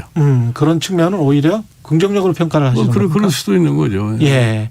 안철수 후보는 스스로 이제 단일화는 절대 안 한다 뭐 그런 이야기를 하고 있는데요. 어떻게 보세요? 안철수 후보는? 뭐 지금 안철수 후보는 지지도가 지금 뭐 한 10% 초반에서 지금 왔다 갔다 하는 것 같고 지난 금요일 날 보니까 갤럽에서 처음으로 17%인가를 찍은 그런 결과도 봤는데 결국은 안철수 후보와 윤석열 후보의 단일화 논쟁이 제대로 되려고 것 같으면 안철수 후보의 지지도가 한 18% 이상까지는 올라가지 않으면은 그 단일화 얘기가 좀 그렇게 이루어지기가 힘들지 않겠나 이렇게 봐요. 오히려 지지율이 낮으면 단일화 논쟁이 제대로 되지 않을 것이다. 그리고 사실은 윤석열 후보의 경우에는 사실 단일화를 하든 안 하든 내가 당선될 수 있다는 그런 방향으로 선거를 끌고 가려고 노력을 해야 되는 거라고는 봐요. 그렇게 노력을 해야 된다. 근데 지난 대선을 보면 탄핵 직후였다고 할지라도 문재인 대통령 그때 당시에 후보가 41 정도 얻었고 홍준표 후보가 24, 뭐 20, 뭐 그다음에 6인가 유승민 후보가 그랬었거든요. 그걸 생각을 해보면 보수 연합이라고 세 사람을 생각을 하면 5.5 정도가 되는 것 같고요. 그리고 이제 그 진보 또는 리버럴 문재인 후보가 4 정도 되는 것 같기 때문에 무조건 단일화만 하면 근데 그 단일화 이기는 거 아닙니까 보수 연합은? 그러니까 1 플러스 1이 2가 되는 경우도 있지만 1 플러스 1이 1.5가 되는 수도 있어요. 그러니까 무슨 숫자상으로는 단일화하면 그 숫자가 다 자기에게 올 거라고 생각하지만 예. 절대로 그런 꼭 이 선거에서 그런 결과가 나온다고는 기대하기 힘듭니다. 국민의힘 입장에서는 그냥 단일화 없이 가서 이기는 거를 생각을 해야 된다. 당연히 그렇죠. 안철수 후보 입장에서는 어떻게 생각을 해야 될까요? 뭐 안철수 후보의 입장에서는 이제 네. 본인의 지지도가 한 20% 가까이 육박을 할 것 같으면은 예. 국민들이 소위 특히 이제 보수층에서 선거에 대한 불안감을 갖다 가지고서 단일화의 압력이 심하게 될 거 아니에요. 그러면 그 당시에 이제 윤석열 후보나 안철수 후보가 국민의 압력에 의해서 이 단일화를 추진을 갖다 할 수밖에 없지 않느냐 이렇게 생각을 하는 거예요. 예. 홍준표 의원 같은 경우는 뭐 모양새가 좀 우습게 돼버렸습니다. 최근에 어떻게 보세요? 그 홍준표 아니 그러니까 이제 예. 예를 들어서 뭐 윤석열 후보의 경우에는 뭐 원팀이라는 걸 밤낮 생각을 해서 예. 하여튼 선거 그렇게 만들어 보려고 애를 쓰는 과정에서 같이 저녁을 먹으면서 얘기를 한 것 같은데. 예. 그러니까 사실은 지나치게 무슨 원팀 이런 생각을 할 필요가 없어요 후보가. 후보는 사실은 자기 자신의 확신을 갖다 가지고 내가 국민의 지지를 받는다고 얘기를 하는 거지. 예. 뭐 어느 특정인에 대해서 뭐 의존을 해가지고 그 사람에게 도움을 받겠다는 이런 생각은 애초에 안 하는 것이 나는 현명하다고 생각해요. 그 설 연휴가 변곡점 정도가 될 것 같다 이런 말씀을 아까 하셨지 않습니까? TV 토론이 그때 있을 거는 같아요. 30일쯤에. 뭐 최근에 무슨 30일인가 뭐 TV 토론을 한다고 그러지 않았어요? 그렇죠. 그러면 TV 토론을 할 때 유권자들이 뭘 봐야 될까요? 그러니까 그 사람들이 저희 대통령으로서 무엇을 할 거라고 하는 기본적인 비전을 갖다가 그 TV 토론에서 아마 거론을 될 수밖에 없지 않나 이렇게 생각을 해요. 예. 두 후보는 뭘 어떻게 준비를 해야 되겠습니까? 그거 뭐 내가 얘기 갖다 해줄 수는 없는 거고 각기 예. 하여튼 우리가 지금 당면하고 있는 현실이 뭐라고 하는 것에 대한 냉정한 인식을 갖다 가지고 대한민국의 미래를 위해서 나는 어떠한 대통령이 되겠다고 하는 그러한 희망스러운 얘기를 갖다가 유권자에게 얘기해 주는 것이 가장 현명하다고 나는 봐요. 근데 이게 검증인지 네거티브인지는 모르겠습니다만 분명히 또 뭐 본부장 논란, 대장동 의혹 관련해서 서로 간에 굉장히 말싸움이 치열할 것 같거든요. 아닙니다. 그러니까 이제 그런 말싸움을 갖다 하다 볼 것 같으면 예. TV 토론이 또 재미가 없어져요. 재미가 없어질 것이다 오히려. 대통령 선거에 대해서 TV 토론이라는 게 순전히 네거티브 측면만 가지고 얘기를 할 것 같으면 국민이 별로 이렇게 달갑게 생각하지 않을 겁니다. 그리고 TV 토론이라고 해서 하고 나서 보면 50대 50의 결과로 나타날 수밖에 없어요. 결국은 50대 50의 결과로 나타날 수밖에 없다. 지지자들은 잘 안 바뀔 것이다. 그렇죠. 토론을 보고 난 다음에도. 그리고 이후에 이제 집권 플랜 같은 것들 지금 소확행 공약들은 너무 많습니다만 지금 강조하시는 집권 플랜 같은 것이 없기 때문에 지금 보면은 이 후보들이 무슨 뭐 자잘한 공약들을 많이 하고 있는데 예. 대통령에 당선되고 나면 과연 그 사람들이 그걸 다 기억할 수 있을 것인지 제가 상당히 의심스러워요. 큰 공약들 중에서 특히 이제 우리 사회가 계속 미뤄왔던 것들 연금 개혁 같은 것들 있지 않습니까? 이런 것을 좀 이야기해야 되는 거 아닙니까? 그 연금 개혁이라고 하는 것은 우리가 뭐 매 정권마다 쉽게 얘기를 하는데 실질적으로 연금 개혁이라고 하는 뭐를 목표로 해서 연금 개혁을 할 거냐. 지금 얘기하는 것이 뭐냐면은 노령화가 급속하게 이루어지고 출산율은 아주 최악의 경우 수준으로 떨어져 버리고 했기 때문에 국민연금을 갖다가 이 뒷받침에 재정적으로 뒷받침할 수 있는 여력이 없어졌다 이런 얘기 아니에요. 그러니까 연금 개혁이 한다는 것은 뭐냐면 연금을 줄이는 거. 그렇지 않으면 연금을 수령하는 연령을 높이는 거. 이 둘밖에 생각하는 게 없어요. 그러면 연금이라는 본질이 뭐 때문에 있느냐를 생각을 할 거 아니에요. 연금의 본질이라는 것은 노후의 생활보장이라는 얘기예요. 그러면 연금의 수령 금액을 갖다 줄여버리면은 그러면 노후의 생활보장이라고 하는 것이 이루어질 수가 없을 거 아니에요. 그렇죠. 근데 이런저런 아주 복잡한 요인이 이제 선제에 있기 때문에 그 연금 개혁 말로만 연금 개혁한다고 그래서 연금 개혁이 금방 이루어지는 건 아니에요. 그러니까 그런 문제에 대해서 제대로 인식이 안 되니까 함부로 연금 개혁이라는 말을 갖다 끄집어내지를 못하고 있는 거 아니냐 이렇게 봐요. 알겠습니다. 말씀 감사합니다. 시간이 좀 아쉽네요. 예, 2022 대선 특별기획 인터뷰 김종인 전 위원장이었습니다. 고맙습니다. 예.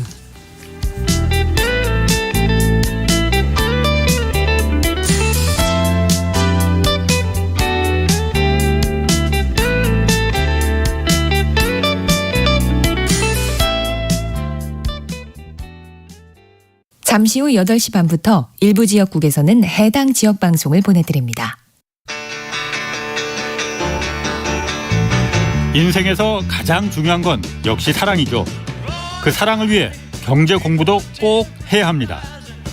여러분이 사랑하는 사람을 행복하게 해줄 알짜 정보만 쏙쏙 전해드리는 홍사원의 경제쇼. 오후 4시 5분 불타오르는 열정으로 준비하겠습니다.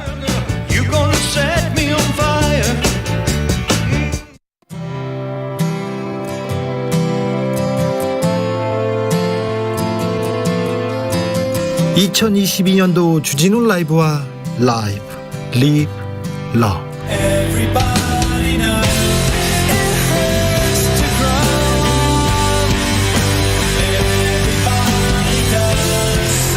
지금 시각은 8시 30분입니다. KBS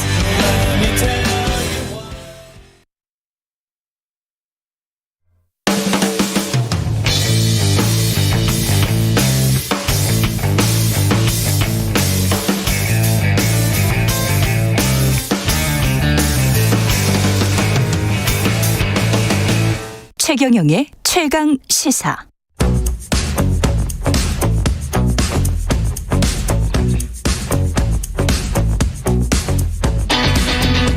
심리로 들여다보는 세상 이야기. 뉴스는 십니다.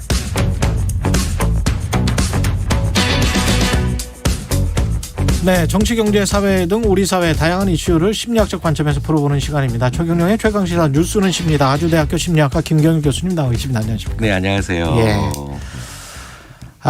집을 못 사니까 명품을 산다라는 우스갯소리가 있는데 우스갯소리가 아니고 진짜로 막 그런 사람들이 만나봅니다. 최근에 유명 유튜버는 가짜 명품 착용, 이 넷플릭스에서 지금 하고 있는 사람인 것 같아요. 그죠? 네, 배우, 탤런트. 네. 그런 얘기 있었죠. 예. 명품 이야기를 오늘 해보려고 하는데요. 명품은 왜 삽니까? 사람들이. 명품은 명품이 막 몇백만 원짜리를 명품이라고 해야 되겠죠? 우리가 지금 몇백만 원인가요? 몇천만 원으로. 몇천만 원짜리? 네, 몇 억도 가는 것도 있을 것 같고. 몇 억짜리? 네. 제가 너무 서민적이구나. 저는 제가 들고 다니는 가방을 보더니 많은 분들이 그러세요. 오, 이렇게 소박한 가방을 들고 다니시냐고. 그래서 저는 그게 제가 들고 다니는 가방의 브랜드를 몰랐거든요. 네. 근데 그런 거를 많이 보시더라고요. 브랜드를 가방의 정말 많이 브랜드. 보죠. 많이 보는데 그 명품을 소비하는 입장은 사실은 좀 구분을 해봐야 되는 게 정말 독특하고 귀한 게 좋아서 그 자체로서 이걸 좋아하시는 분들이 있어요. 이걸 라이크, 제가 좋아한다는 표현 썼잖아요. 라이크인데요. 심리학에서 라이크와 원트가 굉장히 차별이 많이 됩니다. 그러니까 이제 라이크는 내가 좋아하는 거, 정말 좋아하는 게 거기 있기 때문에 하는 거고요. 원트는 나만 안 가지고 있는 걸 견딜 수가 없는 상황을 얘기하죠. 그래서 라이크는 이제 그 사람의 본질적 측면에 기인하고요. 원트는 이제 심리학자들이 상대적으로 내가 가지고 있는 불안감이나 아니면 불편감을 해소하기 위해서 강렬하게 가지고 있는 또 다른 욕구인데. 강렬한 거죠. 강렬한 것. 저는 그래서 명품을 소비하는 분들 중에 정말 저게 좋아서 하는 분들이 계세요. 저는 그런 분들은 그렇죠. 그 사람들은 원트. 그러니까 라이크죠. 라이크? 그냥? 그냥 좋아해서? 근데 돈이 그러면 있어야 되는데. 그렇죠. 그러니까 그런 분들은 그러니까 명품이 아니더라도 독특하고 귀한 것들로 많이 가죠. 그런데 이제 원트인 분들은 굉장히 강하게 원하는데 가져보고 난 다음에 이제 또 다른 원트로 빨리 가야 돼요. 그래야 돼요? 왜냐하면 심각하네. 왜냐하면 생각해 보십시오. 내가 나만 안 가지고 있는 것을 강렬히 원해서 내가 글로 갔어요. 그럼 그 위치로 가면 이제 다시 아주 쉽게 보이는 게 이제 내가 또 안 가지고 있는 게 보이거든요. 그렇겠죠. 네. 그래서 그 무언가를 소비할 때 자기 기준이 없고 그다음에 이제 남들과의 차별성. 그러니까 내 기준이 아니라 남들과의 차별성. 그렇구나. 근데 이 남들과의 차별성이 나르시시즘의 아주 핵심이거든요. 예. 그러니까 이제 나르시시즘을 우리가 자기의 약간 왜곡된 자기의 나에 대한 사랑이라고 얘기를 하는데 예. 그게 이제 내가 어떤 물건을 가지는 게 그 물건이 참 좋다. 이 물건 바라보기만 해도 좋다. 이게 아니라 이 물건을 가짐으로써 내가 남들과 다른 차별화와 심지어 더 나가서 그걸로 특권의식이 생긴다. 네.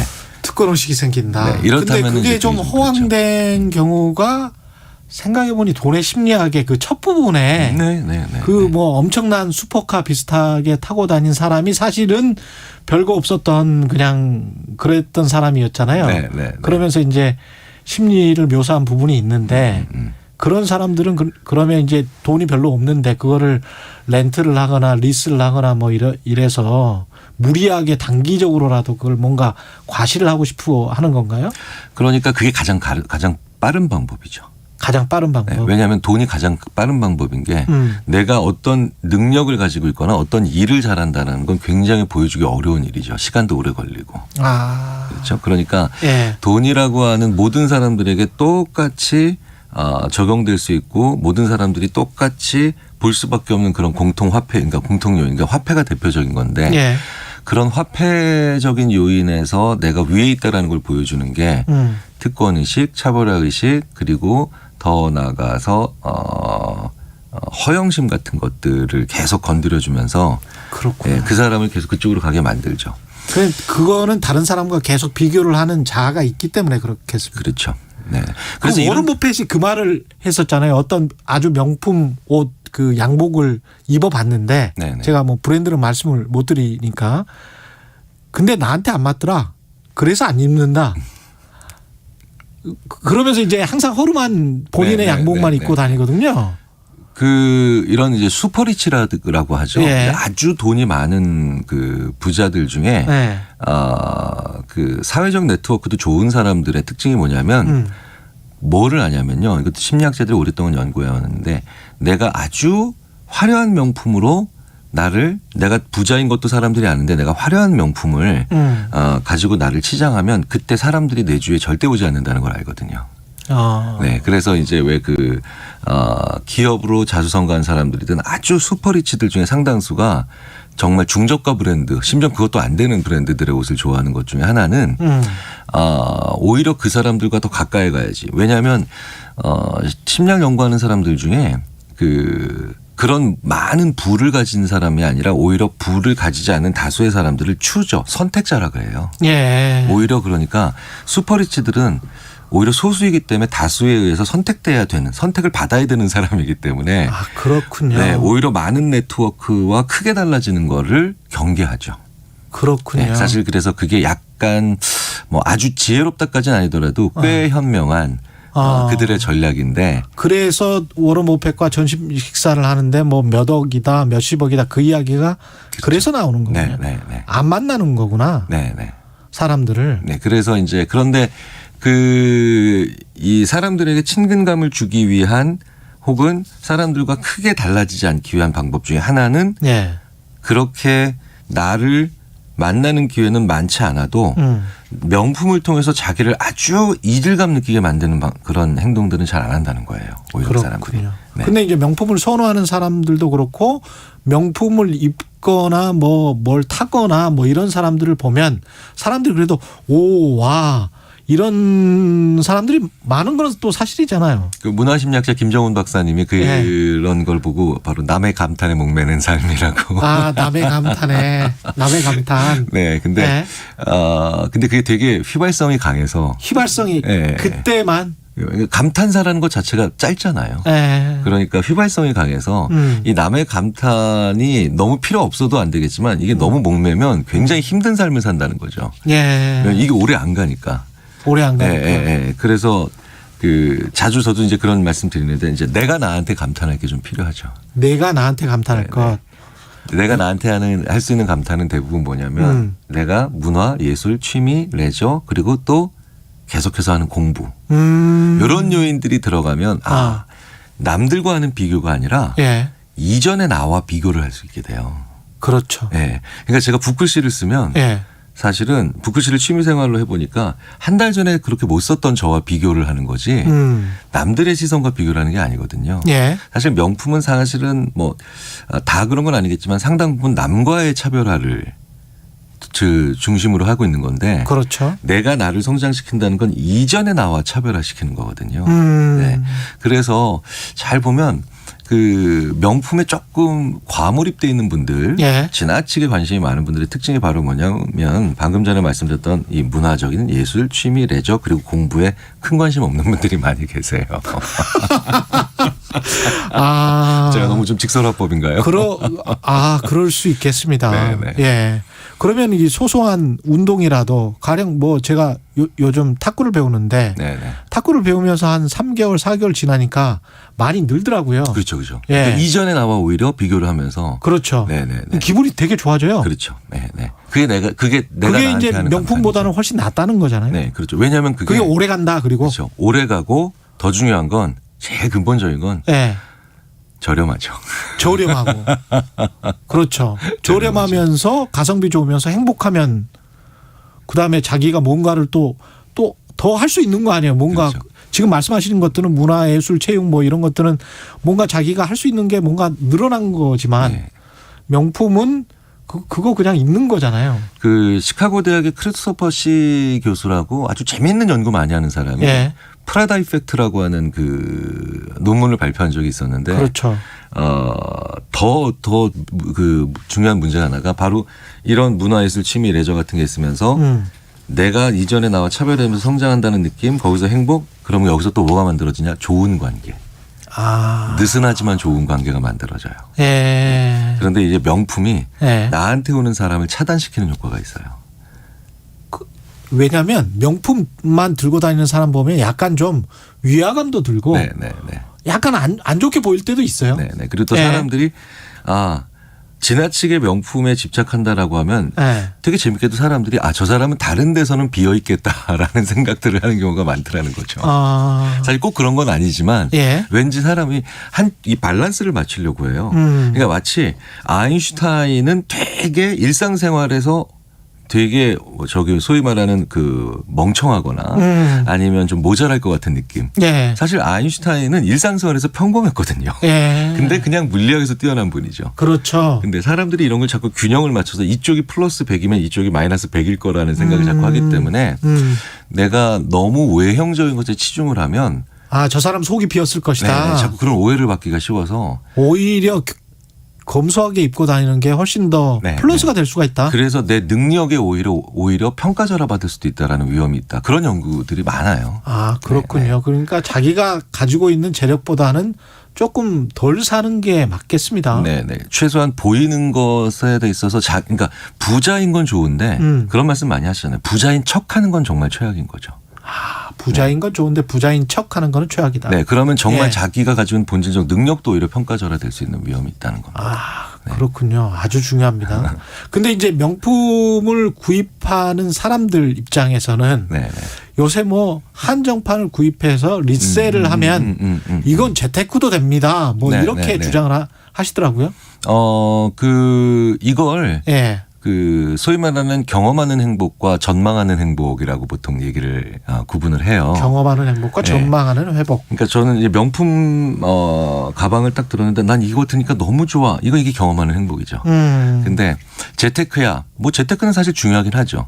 중요하긴 한데 이게 오로지 재테크로 인해서 혹은 리셀이라고 하는 그런 차원에서만 한다는 건 이건 그게 소위 말하는 이제 지금 경험하는 행복이 아니라 전망하는 행복이죠. 예. 그런데요. 그럼 제가 한번 여쭤보고 싶은 건 그럼 언제 경험을 하실 거냐는 거예요, 행복은. 그렇지. 네네. 맨날 사고 팔면서. 이게 사람이 행복해지지 않는 가장 중요한 이유 중에 하나가 행복을 목표로 삼기 때문이에요. 이것도 또 오늘 참 정말 핵심만 나오고 있는 것 같습니다. 예. 행복을 목표로 삼고 있기 때문에. 행복이 사실 도구거든요. 우리가 행복은 도구다. 그러니까 내년에 힘든 일이 있기 때문에 행복을 조금씩 경험해야 좋은 어떤 시련이나 역경이 와도 견딜 수가 있거든요. 그게 사실 거의 대부분의 연구에서 나오는 건데 근데 제가 그런 리셀, 아니 뭐 그것도 어느 정도 이제 재테크의 수단일 수도 있겠는데 그거에 지나치게 집중하시다 보면 당신은 죽기 전까지 언제 결국 행복을 지금 경험하겠냐는 거죠. 네, 한번 준엄하게 생각해 볼 필요가 있어요. 예. 네. 4788님 명품이 아니고 그냥 비싼 제품 아닐까요? 예, 그렇게 정의를 해도 될 것 같습니다. 예, 온유인내님 명품 사람이 먼저 명품이어야 이런 이 말씀이 정답인 거예요. 정답이네요. 선화 333님은 자기 자신에게 자신이 없는 사람들이 명품을 좋아하는 게 아닌지 더 직설적이시네. 예, 그렇네요. 예, 근데 아까 그 말씀 부자인 거는 좋은데 부자인 척하는 거는 최악이다. 아, 네, 정말 위험한 일입니다. 정말 위험한 일. 예. 자, 나에 대한 모든 평가를 부정적으로 바꿀 수 있는 네, 그런 일들이 되겠죠. 오히려 레퓨테이션 자기의 어떤 평판을 생각을 한다면 조심해야 된다라는 얘기네. 예. 알겠습니다. 지금까지 아주대학교 심리학과 김경일 교수님이었습니다. 고맙습니다. 감사합니다. 네. 이 시각 교통정보입니다. 오늘 출근길은 곳곳으로 사고가 많습니다. 올림픽대로 하남 방면 한강철교 아래 2차로에서 사고 나면서 양화대교부터 막히고요. 반대 공항 쪽으로는 가양대교 부근에서 사고가 나 월드컵 대교부터 밀립니다. 고속도로는 수도권 제순환고속도로 일산에서 판교 방면 자유로 분기점에서 사고 나면서 일산부터 정체가 심하고요. 중동 부근 3차로에서는 사고 처리하면서 긴 구간 정체입니다. KBS 교통정보센터에서 유하영입니다.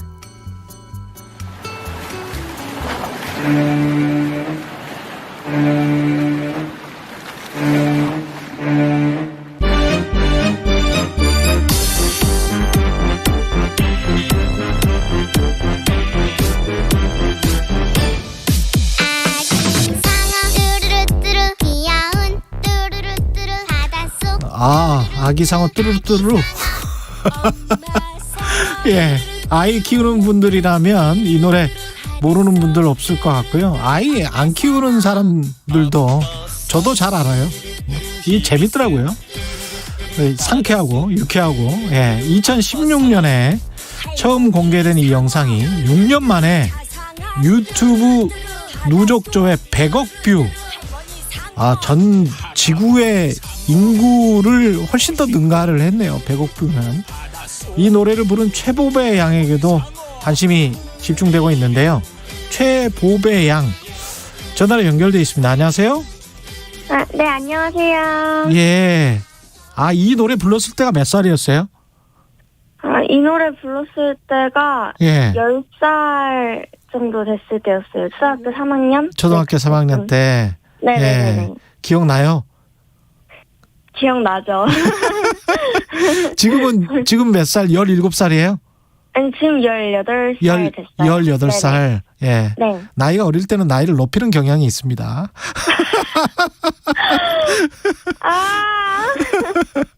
지금 저 고등학생이에요?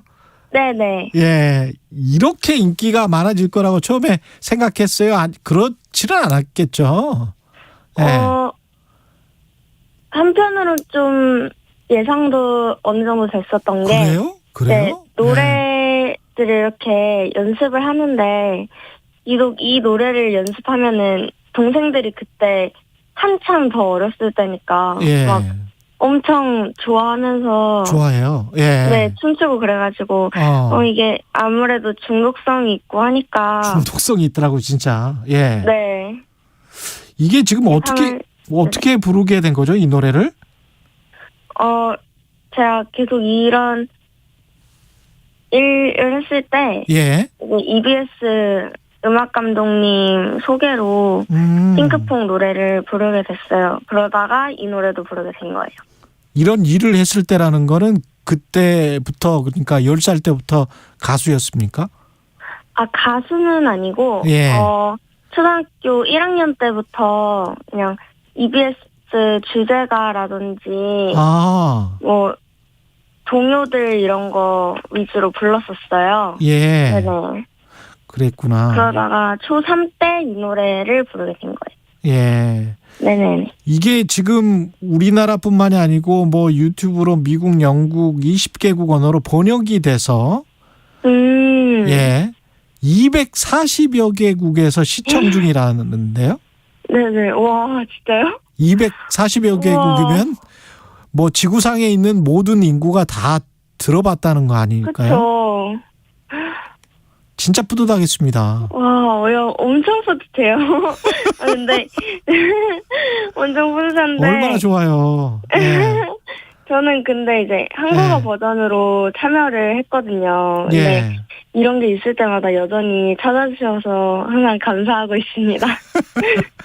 그리고 그러면 이 노래 부르고 난 다음에 그 네네. 청소년이니까 돈에는 별로 뭐 그렇겠지만 혹시 부모님이 돈을 많이 버셨어요? 아니 사실 뭐 다른 보상은 없었고 예. 그 실용권 등록해가지고 무슨 그냥 분기별로 예.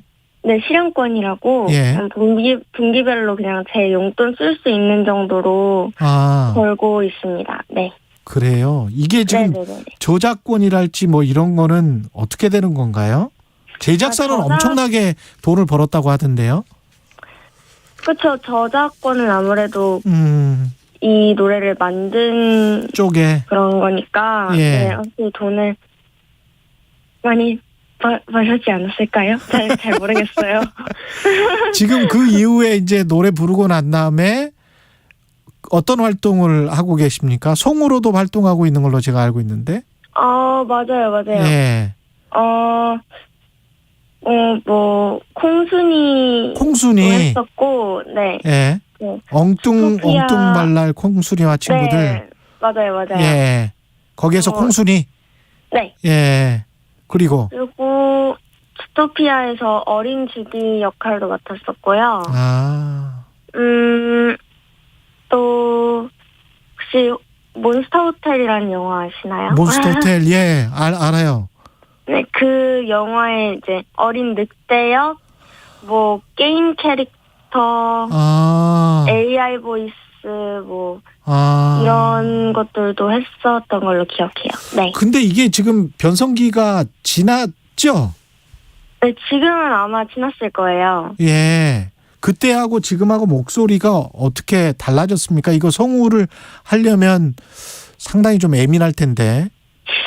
그건 그렇죠. 그래서 변성기 때 사실